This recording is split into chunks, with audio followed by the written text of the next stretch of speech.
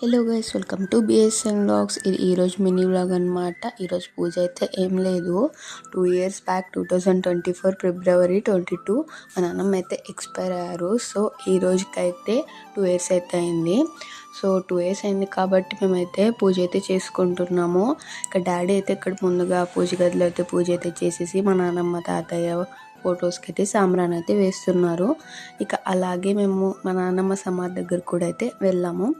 ఇంకా అక్కడంతా అయితే నేను ఇక్కడ క్లీన్ చేస్తున్నాను. అంతా అయితే క్లీన్ అయితే చేసి పూలు అయితే మంచిగా వేసి టెంకాయ అయితే కొట్టుకున్నాము.